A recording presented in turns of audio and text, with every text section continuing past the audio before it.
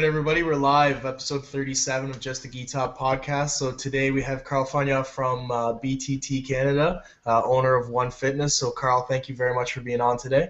Pleasure being on, guys. So just quickly introduce our regular podcast members. We have Ahmed Chirani. Good afternoon and evening. Yes, we have Jordan Short. Hello. Missing tonight is Rami Chirani, but he's obviously with us in some non-physical way. But anyways. Oh, and so since Rami's not here, that's my cue. Our sponsors, guys, check this out. All right, Prada Gear, which is spelled PORRADAGEAR.com. We have a promo code now, JTGT, just our acronyms there. Gets you 10% off all their gear, all their shirts, hoodies, beanies. Gives you that, that urban look. If you're looking after that, if you want that. Very hard to submit.com. We brought them back on board again. This time again with the 10% JTGT promo code. So we're giving the promo codes a shot now. So check them out. And that is all. All right, thanks, Ahmed. So Carl, maybe we could just get started talking about like how you started training, and we'll go from there. All right, cool. I started about a bit more than 5 years ago now. I was just watching the UFC. I didn't know anything about Jiu Jitsu, so showed up to MMA gym. I was like, I want to do this. So I started training no gi, and then they started a gi program through BTT, which I still train over there, but I train downtown too with Fabio now. And I've been training ever since in the gi. I did Muay Thai for a while too, but now it's only gi. Okay. Can you, so again, you're under Fabio Hollanda, correct? Yeah, exactly. So big pioneer in Canadian Jiu-Jitsu scene, right? Yeah. Can you give us a little bit about him, a little info about him, and for people who might not know who he is? Fabio, I believe, moved here more than 10 years ago now. I started working at someone else's gym, just running a program, building it slowly, and now he's had his own gym for about 4 years, and it's huge. Like, there's so many people training. Monday nights is usually over 50 people on the mats, and just growing all the time. And now we have a lot of schools over Quebec, and Ontario too is big, so about 10 affiliates all over the place. Mm-hmm. And right now, is he still running the Abu Dhabi Pro Trials in Montreal? Yeah. I used to run the ones in Brazil too, but now I believe he does the one in Montreal. Okay. All right. No, sounds good. Can you take us through maybe a typical workout, at your class right now under him? You basically show up. If you want to warm up on your own, you can, and then you're gonna do techniques for about 45 minutes, do some drills, and then it's sparring with just a bunch of killers like BTT stuff. So the classes take about an hour and a half, and that's it. We do techniques, we do sheets, and we have a set curriculum, so we do those all the time. We do the same things. It's going to change depending on belt levels, but we do the same drills. Awesome. Now, again, sorry guys, really quick here for a second. Yeah, really quick on that. Let's see. I know it's BTT in tournaments here in Ontario. They do really well. They're always up the top there at the team rankings. You know what I mean? Like just maybe top 3 usually. What is that attributed to? Like, are you guys really is it just that one school in Montreal there that's just you got so many people, or is it all the affiliates, or is it? I don't know. I guess what's the secret there? It's a combination of both, but it comes from the top, I believe, because Fabio is a competitor himself. Mm-hmm. So if you as a coach compete, it's gonna be easy to tell your guys to compete and tell them how to do it well, because he's done it very well. Yeah, and he's done MMA as well, right? He had a pretty good record, actually. Yeah, he's done 14 fights, something like that. He's fought a lot in MMA too. So, Do you find that it sort of inspires some of the guys that train at your club to compete? The fact that he was so big into competition? For sure. I mean, anyone could coach a guy to compete and tell him how to do things, but if you can see the coach that has done them for himself, it's a lot easier to trust. Like if the coach tells you to do something, it's because he's been there, he's done it, and he knows how to do it. See, that's one thing that bothers me, guys, and I've said this before, but like people who don't compete, I have no respect for that, man. I just can't. Like What? people who just don't compete at all? Yeah, I can't. Instructors or anybody? No, I mean, instructors might be different. I mean, you can go 20, yeah, I don't know, you know what I mean? You can be a little older and you've been through wars. Like, I don't know, does Fabio still compete, Carl? Probably He not. did Fagnant last year. Yeah. Oh, did he? Oh, geez. See, well, I mean, he's been through wars though, right? And he's still doing it. But that's not what I was getting at, Adam. I was trying to say that just people in general, if you're not competing, I've said this before, and many people agree, if you don't compete at least once per belt level, you should not get the next belt level. You know what I mean? So I don't know, Carl, are you on board with that? Do you I think mean, that? there's some people that do jiu-jitsu just for fun. They have families, they don't really care about competing, and that's fine. But they're not going to be the ones leading competition team. Like, let's say you got 10 guys going to the Worlds, you're the one in charge getting them ready, and you've Mhm. never done it yourself, it's going to be tough to lead. I feel that way, anyways. Yeah, I agree. It doesn't take away their ability to teach or show techniques or lead a group or run a school. To be amazing at that. But competing, I believe you have to do it. Okay. All right. No problem. So, Carl, so you own One Fitness, right? Right. And it's how is that tied in with BTT Canada? It just like spawned off one another. Like BTT 5 year he built a brand called One Jiu Jitsu. You've probably seen the gis around. Uh, so just off that, I was like, you know what? I'm looking for a name for my place. I think it'd be great if we partnered up, and I'll just do One Fitness, and then they both are gonna work together. So that's just how it happened. What experience did you have before to do that? For example, if Fabio came up to me and said, "Hey, you want to run a fitness thing?" I wouldn't even know where to start. So, what are some of the qualifications you had leading up to that? Uh, I'll go back a while before that. Mhm. Before I started training, I used to work in IT, like nothing to do with fitness. I played sports forever, but I worked in IT, didn't like it. So I just said, fuck that, I'll go back to school. And I went to school and studied physical fitness for 3.5 years, full program. I came back, started working, and then I was like, you know what? I'd like to do this for myself. I'd like to build our own place. And I came up to Fabio, showed him my ideas, what I wanted to do with the team, help the guys out get better, and he was full on board with that. Oh, that's amazing. So that's how you became so you studied to become a personal trainer essentially. Yeah, basically. Okay. And did you guys partner up to lease it to put it together? No, it's me and another guy. He Sorry. trains at BTT too. He's a black belt. Fred Kumsatira. He's a athletic trainer. So he had his own thing going on. He had a space, and he was like, you know what, you want to come work with me? And I was like, yeah, sure. And we worked things out from there. So Is that? Oh, sorry, I was just going to ask. Is that your Right. full-time gig? Like, is that your full-time job, running the training center and doing training there? Yeah, I run that training center, and I worked at a gym too, because I just had opportunities. Showed they came up to me. They came up to me and they was like, "We need a trainer, a good one, and we want you to come work for us."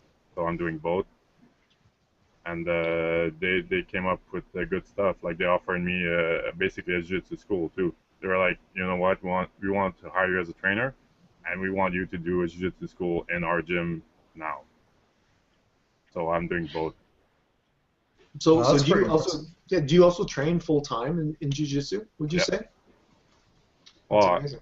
That seems like a pretty good setup, actually. yeah, you know what? And I was like, I love training, and competing, training doesn't make a lot of money. So I'll just go study wherever is going to help me train better and be in that same field. And now I do love training. I love training people, get better in better shape, better health. But for me, it's still jiu-jitsu number one. see, this is great, Well, it guys. And seems pretty good though. Like, go ahead. no, I was just gonna I'm gonna lay it down here. Like I think it's great. Like you have somebody who's you're only 25, right? Yeah. 25, still pretty young, training full time, companies. It looks like he's working two jobs, sort of whatever. But you're doing it right, man. You're not out there on makeachamp.com, asking for money, which I mean, really bothers me, But And you've got a pretty impressive competition record, Carl, as well, right? So you won Nogi Pans 2012, Yeah. third at Worlds 2013, first in Montreal 2013 at Purple, and just recently second place Boston Spring Open, right? Purple Adult Super Heavy. So that's pretty impressive. Thank you. Thank you. Yeah, like what can you tell us about like all this, all these tournaments and stuff? What do they do for your school, for your training facility? Does it help business? Like, I mean, the way I look at it, competing is kind of like getting a degree or just like showing proof of how good you are. But truth is, like, people that don't know Jiu-Jitsu, they don't really know what the Boston Open is. They don't know what the Montreal Open is. So for them, it's not a big deal. But when you show up with a world's medal, they're like, oh, okay, I know what a world championship is, but it's not that big a deal. Like, I don't see it as a way to make money. I love competing, so I do it. But running a school is a different thing than doing jiu-jitsu. It's a business. Yeah, how so? Like, give us a little bit about the business insight. I don't think we've really had many people who can give us that insight. I mean, running a school, it has very little to do with the actual jiu-jitsu. You could be the most amazing instructor, but if you have no one in your class, no one's going to know. Mm-hmm. Now, with BTT, do you guys simply, like, I don't know, does it just advertise itself? Like, how do you guys, you said you had 50 people on a Monday night, right? Obviously, you got a lot of guys going there, right? Like, what is it that brings people to that school? I guess is what I'm getting at. And I was trying to say maybe it was all these titles that you guys have, but like, that's what I was asking. Does that help? So does Carl go out there, win the Boston Open, let's say, and it may attract the passerby and say, hey, you know what, this school's got a lot of titles and stuff. Let's check them out. Yeah, I mean, we've had a few guys that came in and they stopped because they knew about BTT, they knew about Fabio, so they wanted to come and train there. But at this point, it's mostly because Fabio's been doing his school for 10 plus years. So he's had students from the beginning. He's had guys that started with him as a white belt, and now they're all black belts. Well, it seems to me like Fabio, he's a pretty big name in jiu-jitsu, but for somebody who's not into jiu-jitsu at all, like somebody who's just brand new, they just heard about it, they probably have no idea who he is. Right, so they're probably going to go to the school that they hear about the most, which, again, has nothing to do with jiu-jitsu. It's pure marketing. Yeah. Unless they have friends that are like, no, you have to come to this school, then they might do that. But if it's someone that's like, okay, I see jiu-jitsu on TV, I want to look it up, they're going to look it up online or wherever, and they're going to go to the closest one or the one that comes up first. Carl, just to go back to your competition record again, I am aware that you did at one point have a match against somebody. In fact, the first message I ever got from Carl was, in case you ever wanted to see Ahmed get up on points and then get triangled by a new blue belt at the time, I'm just going to leave this here. So maybe you could talk about Ontario Provincials 2011 Absolute. Okay, Yeah, hold on. Before our guest does that, okay, like, that was my first time ever doing Absolute, okay? What year was this? 2011. 11? Yeah, it's my first time ever doing Absolute, and I was on a tear that day. I did really well, and then I did Absolute. I'm like, yeah, whatever, sure, sounds good. And I saw this guy, and Carl, how much do you weigh? Like, if you don't mind us asking. Back then, I used to fight at heavy, and now I'm at super heavy. So what's heavy? About What is that? Heavy's 208. heavy is 207, 208, yeah, with the gi, and super heavy is max 222, but I'm not nowhere near that. So I'm about 212, 213. Okay, so I mean, he was like 40 pounds heavier than me or whatever. So anyway, and He's just putting that out there. yeah, like whatever size, and he's full time. Anyway, whatever. Anyway. You're an old man. No, and I'm old. Yeah. Anyways, but yeah, no, I was up on points like he said, and I tried to ride out the clock. But Carl, you're really strong. I thought you were very strong, and you just sucked me into a triangle. But we don't have footage of that anyway, so it doesn't. YouTube does. We'll post it on the page. We could probably find something. Yeah, we'll post it on the page. Ahmed, he doesn't respect the submission game. He doesn't like it. Yeah, Competition is nothing. It's like he was up on points, So in his mind, he won that match, even though you triangled him. He won that match.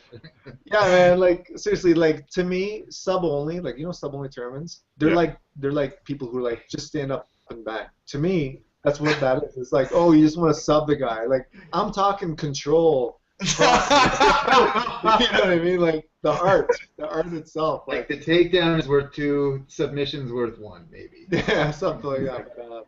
But no, Carl. No, sorry, I interrupted, Carl. So I jumped in. Carl, if you want to explain how scared you were, go ahead. At that time, I was a brand new blue belt, like maybe 3 months. I love how he says brand new, right? Like that's great. Okay. Yeah. Well, you had to preface it by saying like, oh, he's 40 pounds heavier than me. He's a young guy. Continue. Sorry. Go ahead. I'm sorry. Yeah, it was the first match in Absolute, and Hamed got a sweep, and I think maybe another sweep or a takedown. So, anyways, 4-0, and I got the triangle, which is something I do a lot. I'm a bit taller, so it's one of my favorite moves. Yeah, no, it was really tight. I didn't last long in that, but I mean, Carl, like before that match, honestly, I heard people telling me, watch out for that guy's triangle, watch out for it, and yeah, I'm not lying, and I didn't respect what they were telling me. I'm like, you know what, that's okay, it's not a. You know what? Like I hate hearing stuff like that. When Me too. Tell you, like, oh, this guy's really good at this. Like, okay, you know what though? Like, I can.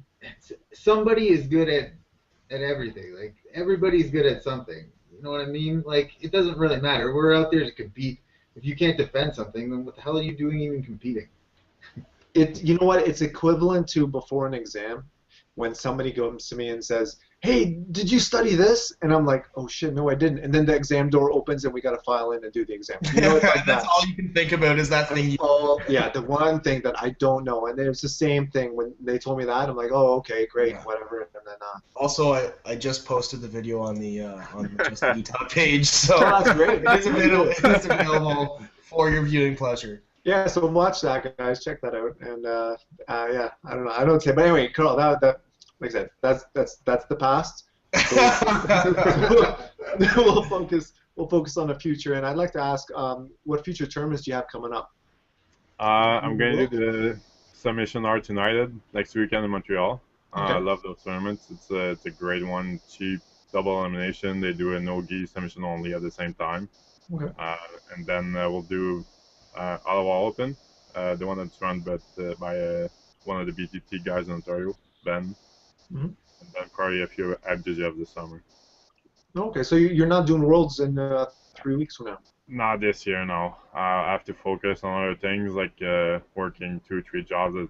At this time, I have to work on that, and then probably next year I'll be able to go. Carl, what are your thoughts on people who do train full-time but maybe don't earn their keep? And I know there's people who listen who think I have a hate on for those kind of people. And you know what? Which you do. You do. And you know what? I don't have a hate on, but if you know what? Whatever. I don't know. I don't something like that, though. No, I've heard negative things about me expressing that, and there's great guys who are doing it. Like we've had a lot of good guys on who are doing it full time, but they're earning their way. They're running seminars. They're doing whatever. Anyway, I don't want to get into that. That's all whatever. But Carl, what are your thoughts on that? Like I know I'm kind of putting you on the spot, but that's what we do. So I'm just. Yeah, but to me, it's not a problem. Like if someone can train full time and they don't mind asking people for money and then having people support them, then that's their own thing. Like for me, that's not something I like to do. I like to be busy. I like to work. I like to be like busy all day. So for me, just training and asking people for money for me to live, that doesn't appeal to me. But some people are doing that, so yeah, that's great. But I mean, like where I'm going with this is that I remember it was either Frank Mir or Shil Sonnen who said this, and it could have been Shil Sonnen because it's kind of a troll thing to say. But he always says when people say that they're training full time, and he's talking MMA here, so I'm sure it can translate a little to Jiu Jitsu. But he's saying if people say they're training MMA, they're not training a 9 to 5 hard. You know what I mean? They might be going 9 to 5, but they might just kind of job it for like 6-7 hours, and then the other 2 hours are working hard or whatever. In your opinion, as somebody who trains full time and competes quite often, where is that breaking point of And you have and you're familiar with nutrition as well. You're educated in that. So, how much can the body actually take going at 110% throughout the day? Is 9 to 5 even feasible? Is that realistic? No. No, I mean, you can't go 9 to 5 sparring 100%. It's just not going to happen. But you can work a lot throughout the day, do 2, 3, 4 sessions. But you're going to need to have a huge support structure behind you to help you get that. Like, let's say you have to work or you have to cook all your meals all the time. It's going to be very tough, especially on recovery. And then sometimes you're going to get hurt if you're not prepared well enough. Like in regards to recovery, because I'm glad you mentioned that. What is the proper method of recovery after like you said 2-4 times a day or whatever it is? What, in your opinion, what is it? Is it a lot of rest? Is it a lot of nutrition? Is it a lot of calories? Or it's a combination of everything. Like, rest is super important, and people, they're like, no, I gotta work, I gotta get up at 4 and then run and then do all this till 11 at night and work all day, but then you're gonna get 3 hours of sleep, and after 2 weeks you're gonna be dead. Like, you gotta rest, you gotta do everything right, you gotta figure out your schedule weeks in advance, prepare your meals a week in advance. I mean, because it's impossible to cook 3-4 meals a day when you're training 3-4 times a day. If you have to drive too, if you have to work, put all that together, it's gonna be very tough if you're not well structured. Do you take much in the way of supplements? Not really. I like to focus on basic foods first, because supplements are just that. They're supplements. They're not a meal replacement, or like, I'll do the basic things, but I'm not gonna go crazy on pre-workouts or anything. If I have a huge day of like a lot of training sessions, like today I trained 6 hours at 3 different gyms with driving in between, so I did have a few BCAs in between, but that's just to keep going between trainings. Jeez. Okay. So, Adam, I'm sorry, I thought you were saying something. No, actually, I was going to ask the same question that Jordan just asked about supplements. Sorry, I saw the camera was frozen a little bit, and I saw that you were initiated something, so I'm sorry. I'll edit this out, so people who see it live, I don't care. But let's just talk about how we're going to edit it out. Yeah, I was gonna edit that out. Hey, Carl, really quick, man. Yeah. If you notice, and there's a part of your resume also you mentioned you went to Thailand and trained full time for 3 months. Right. What's that all about? Like, what are you doing here? That was part of the transition between doing IT and being really tired of that job and just being sick of it. I was like, you know what? I'm just gonna stop. I'll go on vacation, and then I was like, I'm gonna be bored after 3 days, so I might as well go train at the same time. Because back then I used to do Muay Thai as well. So I went there, and it was really cheap, so I just stayed for 3 months. Explain the whole thing about being bored, man. Because like I work in IT as well. Like, well, what made you jump the gun? You know what? I love like what I do, especially in Jiu Jitsu. I love doing it, and I love doing it a lot. So it just made like I'd be sitting at my desk waiting for the 5 p.m. clock to go train, and that just didn't sit well with me, like over the long term. Oh, okay. Okay. And I mean, some people they're fine doing that. They don't mind working 9 to 5, then going to train. Personally, I got really bored, so I just wanted to train more. So that's the route I took. Okay.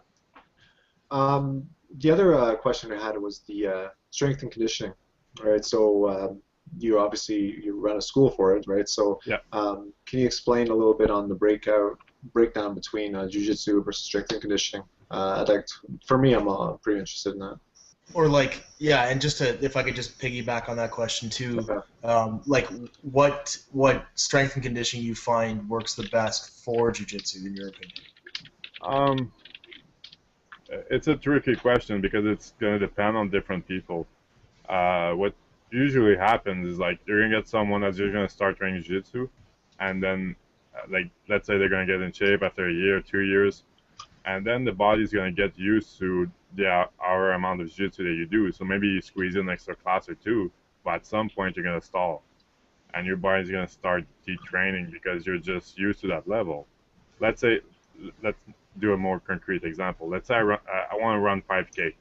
So the first time I run 5K is gonna be impossible, and then over time it's gonna become easier and easier and easier, and then I'll reach that 5K, and then whenever I'm there, it's gonna become easier for the body, so it's gonna start detraining. So for me, jiu-jitsu and weight training is just important to keep the body moving forward, keeping adaptations, and to prevent injury. That's my main reason for doing strength and conditioning, being able to do more jiu-jitsu. Okay.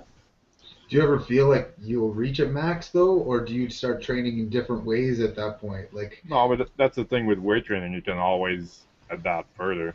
You can always push it more, either by adding weight, adding reps, adding sets, changing it up a bit for a few weeks, and going back to it. It's really easy to scale up your weight training. like, Whereas, go ahead. I'll let you. whereas jiu-jitsu, like let's say you're training 5 hours a week, at some point if you work a 9 to 5, it's gonna be tough to do 10 hours a week. So you're gonna reach a ceiling much faster, I feel. So yeah, the problem that I have is like sometimes I feel like I'm getting too swole. So like I have to take it back a little bit. So guys, there was a podcast, Joe Rogan podcast, just maybe 2 weeks ago, with Steve Maxwell. I don't know if you guys know him. Carl, I don't know if you know him. Yeah, he's Zach Maxwell's father. He's a kettlebell, and like he's got some videos, crazy videos on that, health and nutrition, etc. One thing that he mentioned on, I thought it was very, very interesting, is Rogan asked him, saying that, okay, if you want to increase your conditioning for jiu-jitsu, he chose jiu-jitsu specifically, and I'm paraphrasing.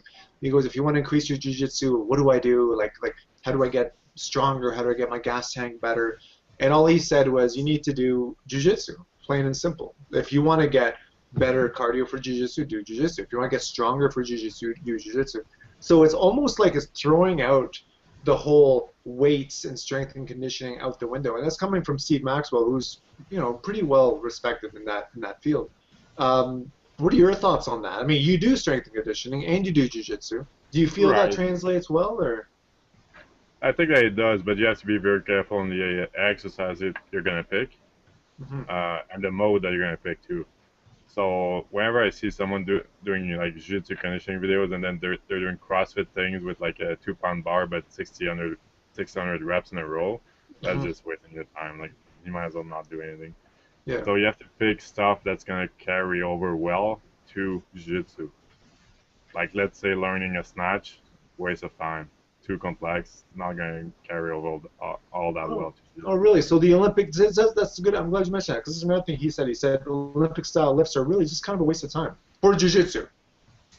You could go for the power clean, which is really easy to learn. Well, I mean, no, it's not. It's not easy, but it's the easiest one to learn. But let's say a snatch, it's very hard to learn. It's going to take years and years and years of practice just to get halfway decent at it. So it's just too complex. Okay, but so what? Adam, go ahead, Adam. Go ahead, Adam. No, I was just gonna ask, like, what movements, like, are there, like, what about the squat, for example, right? There's a lot of squats or deadlifts. Like, do you feel that has carryover as well in terms of like the other sort of main compound Olympic lifts? Yeah, I mean, you have to be careful between Olympic lifts and power lifts, or like Olympic lifts for me is cleans and snatch and all the variations of those. But squat, deadlift, bench press is all the basics. And then I do a lot of general strength, so like sled pushing, sled dragging, crawler pushes, tire flips, farmer walks. Those are very simple. They're not skill related at all, so you just get stronger with those. You see so many videos these days and like pictures of just people doing like the craziest shit. Like have you guys seen that picture of like Cobrinha like playing spider guard with like a barbell? Or like Keenan puts out this video with like he's got like the barbell on his waist and he's doing like these hip thrusts, and like now I see everybody doing this exercise. Everyone's doing like, it. Yeah. It's just like, it's crazy that people are taking these cues from other people who may have no experience in this field at all, and they're like, oh, this is an exercise that may work for jiu-jitsu, and then everybody's like, oh my god, I got to do that too. Like, I don't know. It's just funny that you see people doing the weirdest movements that probably have no effect whatsoever. Sometimes I really think that, especially Keenan, I think sometimes he's just trolling people. I mean, no, I'm not even kidding, because he's a good troll. I don't know if you follow him on Facebook or whatever, or even Instagram. He just posts a lot of funny stuff. He's just joking around. So I think he did this workout, this one with hip thrust thing, because I saw it. And like, you're right, people are doing it. I see it on my Instagram from other people who are now like. I know, right? Like, yeah, everybody's doing this shit now. Carl, is that even good for you? Can you just lay it out for us? So imagine I'm on a bench, okay, in the tricep position. People do triceps off a bench. Yeah, actually, I've seen the video, and Yeah. I'll be honest and say that it is a legit exercise. Okay. It looks funny, but it is legit for the posterior chain, so glutes, hamstrings, lower back. And it's good for us, so it's a good bridge. But the spire guard with the barbell, probably not. Yeah, that I don't know. That one's just sweet. But anyway, the next question for you. So since you're only, you know what? Honestly, before you told us how old you are, I thought you were in your late 20s. So no offense to that, but I thought you were like maybe it's the beard or something. But I'm gonna ask this question anyway. It's the worldly wisdom, I think. No. But I'll ask this question anyway, man. Your thoughts on Masters? Now I know it's been a while, guys, since I've asked this question, because I'm going through a thing right now where I'm thinking maybe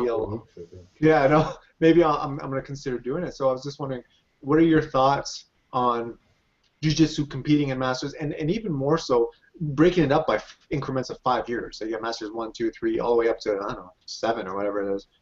Yeah, that's it. You know what? I've gone back and forth on the argument, but Fabio and our guy Luciano, we talked about it a bit. And if you're a master and you win at Masters, you're fighting against guys in your age class. Like I fight against guys in my weight class. Same thing for the age. And you know what? The guys at Master, they're not weak. They're stronger than the guys at adults. I feel like in terms of pure strength, these guys have the old man strength. Yeah, like, no, I totally agree. You felt that with me, right? Like you felt that old man. Ahmed, you competed adult though, so you don't have that strength until you officially move to Masters. No, like I said, I mentioned this before, but I did Old Man Worlds last year, and yeah, and it was no joke. It looked like a tough tournament, and a lot of tough guys there. But no, that's a good take on it, man. That's a good take, because like I said, it's just the fact that they break up into 5 years. I think that's where my beef is. I don't mind if it's 30 and over, but now it's like, you know what I mean, 30 to 35, 30. You can't expect like these guys in their 90s to be competing against young bucks in their 50s. No, but if you're in your 90s, maybe you shouldn't compete. You know what I mean? Like maybe, you should be able to compete if you're in your 90s. But Ahmed, what if the option to fight another 90-year-old? Ahmed, what if you're a 90-year-old purple belt and you want to get your brown belt, but Ahmed, your instructor, won't give you because you haven't competed yet. I'll make exceptions. Hey, Carl, who in the scene right now, the local scene, or maybe even international, because you're an international medalist as well, but who's kind of giving you the toughest time right now, or who would you really like to face again? And I prefer you name names. Toughest time was a guy named Patrick Walsh. He's from Boston, and he is an NCAA Division I wrestler. And he won the year that I went and I got third. He won my division, and I fought him in Boston and Montreal, and it was like close, like 5-2 on points. And he's really good, really good. Yeah. There's a lot of tough guys out there now, so you never have an easy match anymore. How about someone local? Give us a name local. All the guys from Toronto BJJ, they're all super tough. Yeah. All those guys are good, no doubt. Awesome. Okay. So you don't want to name a name in particular. You're just gonna say all. You know what? The one that's given me the worst record is Snoop from Toronto BJJ. Okay, yeah, I'm familiar with it. He's very good too. Yeah, that's awesome. No, they're all really good guys. I think some of them even listen. So, we appreciate the support, guys, and stop beating me and Carl. So stop doing that. You guys gotta stop. Let's looking. Who are some up and coming guys at BTT? The guys that you're training with right now that we should be watching out for? I mean, Lee Villeneuve, black belt, is a beast. If you haven't been watching, you should start because he won the worlds, he won everything. I saw it. I think it was Ontario Open last year. It was Lee versus, was that Amir? And he had like the sickest fireman's carry on him. Like it was beautiful to watch. Like Lee has really beautiful jiu-jitsu. And if you were there this weekend, you get some more. Well, what weekend? Sorry. Ontario Open this weekend. Oh right, yeah. Lee won gold division, gold absolute, gi no gi, black belt. How old is Lee? I've always wondered. He's in his 30s. Oh, is he? Good on But he him. trains full time. Oh, is he? Very full time. Jeez. Did you compete last weekend at Ontario Open, Carl? Yeah. How'd that go? I got silver in my division. You know what? There were 3 of us, and all 3 of us had the top 3 at the Worlds. One was the guy from Open Mat, he won the No-Gi Worlds, and the other was a guy from Ribeiro Jiu-Jitsu from Detroit, I think, and he won the World's Masters at Blue Belt. Ontario Open is a tough tournament. Yeah, man. Ontario Open is fucking hard. That tournament is hard, man. I remember a few years ago it was like, oh, it's a big tournament, and now it's just everyone's coming out for the trips. Yeah, totally, man. Especially you mentioned Ribeiro and it's just Detroit. There, they have some killers there, man. Like I don't know if you're familiar with some of the guys out there, but they're all really good. Like there's Dante Leon, who we're hoping to have on pretty soon, I hope. There's Khalil Fadallah, I believe, and then this gentleman that you just mentioned as well. So, like that's what I mean, like guys, like what's the deal? Like you have these schools, you got BTT, you got Ribeiro, you got Toronto BJJ. They just win. They're not just winning titles in the most medal count for no reason. There's something going on that allows that to happen. And coming from the small, like I'm, from a small school, so we're not going to see that. But Carl, what is it? Is it just power in numbers then? Is it just we have 500 people in our school and you're bound to do shotgun effect, and we'll do it? Or no, I think it's the training atmosphere. Like if you go to BTT on Saturday and you want to roll, it's going to be tough.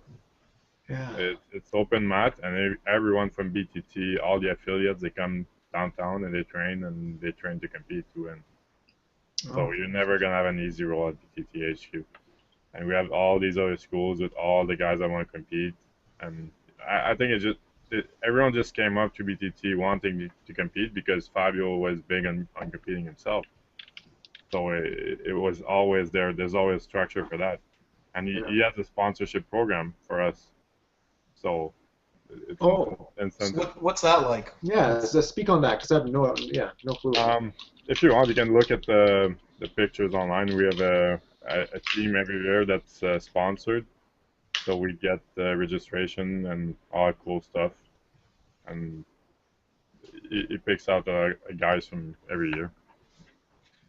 So I think like, Ahmed, to your point, you see like a lot of these bigger schools now, Toronto BJJ, I think Action Reaction's doing it, like BTT, sponsoring, their own students to go to tournaments, those sorts of things. I think that that seems to be like really key in developing that competition, that strong competition team as well. Yeah, man. Like I said, it's just nothing that, like I said, I'm kind of alien to it, so we don't have anything like that. But and it seems like I don't know. It started small. Like at first, he didn't sponsor as many guys, and now he does more. He gives more, so he builds up year to year. So I mean, even if you have a small school, let's say you have 50 students, you no other affiliation, you sponsor 1 or 2 guys a few tournaments a year. They get motivated, and then the other guys, they see that, oh, they're getting free money, free trips, and so I'm gonna do the same thing, and it builds from that. That's where it starts, Ahmed. We start just the gi top sponsoring a couple of people from our own school. I'm glad you mentioned that because just the gi top, once we become profitable in some way, it will happen, but we are going to definitely sponsor some people because we'll probably sponsor Jordan first. Yeah, well, whoever. we're gonna. I'll put something in for that too. Yeah. No, I would definitely like to see me get sponsored. but listen, seriously, that's something that we want to do. We do want to give back to the community. Like, I know people think I don't care about the community, but I do. I mean, I referee not for the money, believe me. The money is Really? peanuts. Yeah, there's not much. There's no, just like there's no money in jiu-jitsu, there's no money in reffing, right? There's not much going on. So, like I said, I really want to give back. There's some really talented guys out there. I think you could do really good things, especially if they, just have that little push or whatever. So I'm all about that. I really am. Carl, hey, I have an important question first. I'm just curious. Oh, okay. If I do get sponsored by Just the Gi Top, and we're gonna pay for a trip for me to go compete, can I cash that in? For half the value. I'll take half the value, whatever. Final question, Carl. Final question for you. In Montreal area, you have some other good schools out there, right? You've got TriStars out there, right? Yeah. So for Jiu-Jitsu, why does somebody choose, let's say, BTT over a TriStar or over someone else or whoever it may be? And essentially, what kind of competitions you have with these other schools in your area? You know what? I think it's all friendly. Like there's no hate or anything. It's we go out and support. Let's say that IBJJF Montreal is run by Bruno Penedis from Gracie Barre. Yep. And every year we go and do their tournament, and it's all fun and games. Like we just compete with each other, and whoever's the best is gonna win. So the three big schools in Montreal: TriStar, Baja, and BTT, correct? You know what? TriStar is more MMA. Okay. All right. They're not that big in the gi. There's a few like BJJ Revolution is getting bigger. Yeah, that's another one. Yeah. H2O MMA has a few good guys too. There's a few different schools. The Bravado too, Gracie Maita. Mm-hmm. I mean, yes. I believe Fabio has one of the two biggest, which is Gracie Barre and BTT, but all the other ones have good guys too there for sure. Okay. Okay, great. I just wanted to see if there's any beef going on or whatever, because No. Jiu-Jitsu is very territorial. You know what I mean? It's very territorial, so I wasn't sure.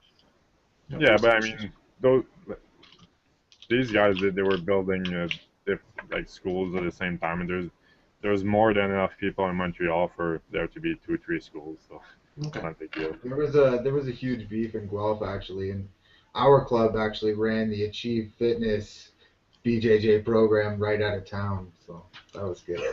Dude, that's So Carl, what's, that's not even on the same level. All right. Yeah.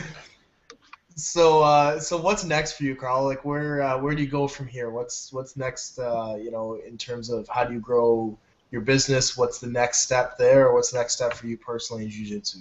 I'm working a lot of the things at the same time. I'm trying to build a bigger gym for jiu-jitsu guys to come and train, get better, get injured less. Personally, on the jiu-jitsu, I'm always training to compete. Even if I can't make it to the Worlds today, I'm training for at least the people that they're going to the Worlds. So I'm training for them too. I want to help them get better and just work out, grow jiu-jitsu, make more people like jiu-jitsu, and that's it. Awesome. So unless there's any other questions. No, like I said, next week, guys, we have Roy Dean on I believe Sunday. We'll announce more concrete times. As well, after that, we have, I believe the same day even. We just have to confirm the time, but Cole Miller, UFC's Cole Miller will be on as well, so that'll be awesome. And I think that's it. We have some other guests coming up, but yeah, so I just want to keep people, stay tuned for next weekend. All right, so we got some big guests coming on. Awesome, and like Ahmed said at the start of the podcast, check out Bahada Gear. Use the promo code JTGT, 10% off, and get some cool stuff. So thank you very much, Carl. This is a wrap for episode 37 of Just the Gi Top podcast, and have a good night.